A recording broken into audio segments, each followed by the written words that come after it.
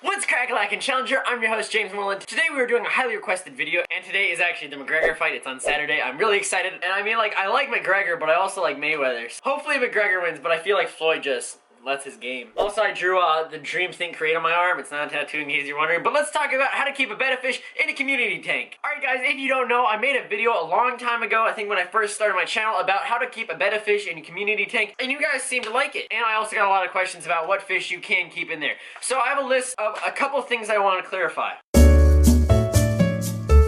I'm only going to tell you a couple of fish not to do, but I'm going to tell you the broad subject of what to look for when you're choosing what fish to keep with it. So first of all, male bettas cannot live with other male bettas, and male bettas cannot live with female bettas. And I am saying betta because that's a proper pronunciation instead of beta.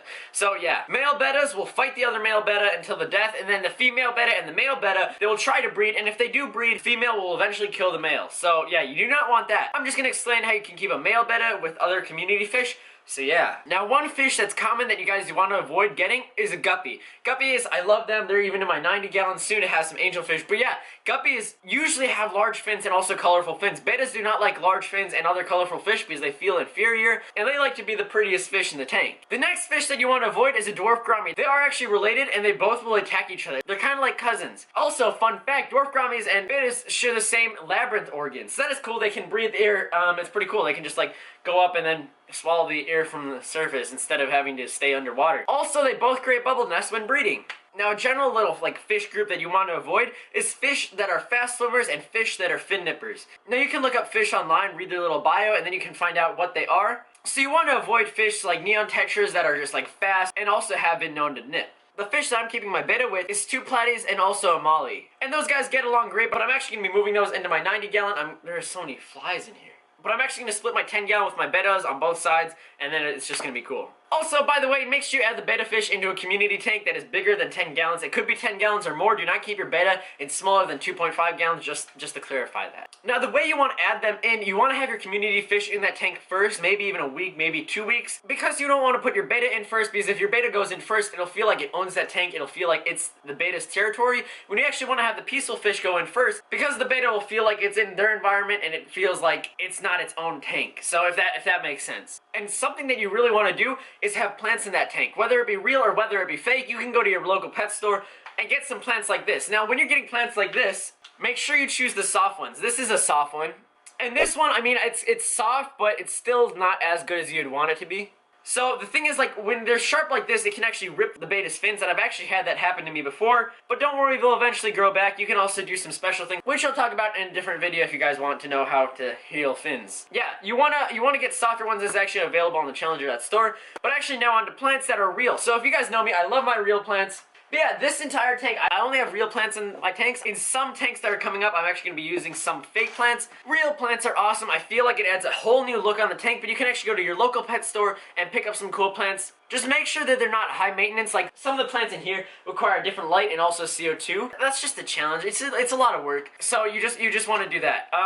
But if you don't want to go on a pet store and you want to have a wider variety of plants, you can always check out HTO Plants in the description. You guys will get 20% off your order using my link in the description, or Challenger20. So I hope you guys like that. It also helps me when you guys check them out, so yeah.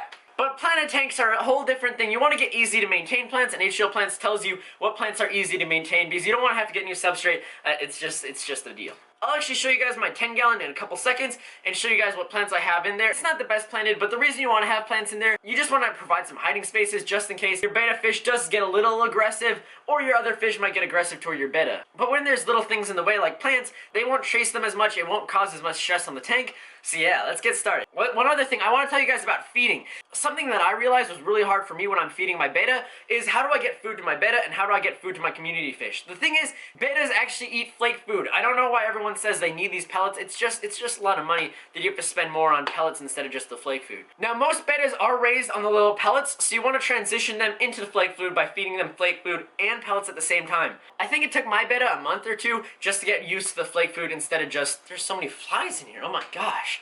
just to get used to the flake food. And when you are feeding, you want to sprinkle some on one side and sprinkle some on the other side, just so the betta has a chance to go to one side of the tank and the other fish can go to the other side. It just avoids aggression, because that could be a problem if you put all your food in the middle, because all the fish will go to that section and just, it could be bad. So yeah, let's go over to the 10 gallon. Also, y'all should add me on Snapchat right here, because I do show my tanks a lot in my Snapchat. Actually, I showed me building this in my Snapchat, so. Alright, let's get started. Here's my betta tank. So you can see my beautiful betta Velvet. He is awesome. You can see there is some algae on the side, but we have plants like Anacharis, we have some hair grass, we have guppy grass, and then we have some moss and stuff. They're just random plants, but you guys know that I can do planted tanks. Like this, I have to be honest, I let this tank like lose itself for now. I'm actually gonna be redoing it. So yeah, you can see how they're all living together and they're coming to the glass to meet me, so that's adorable. And you can see some of them chase each other. They're actually gonna be moved into a different tank just to avoid that, but the betta gets along fine with them. Also, try providing some floating plants. I have some other plants there in the back that are just floating, because bettas actually like to rest on them. It's really cute. My other betta upstairs actually likes to do it,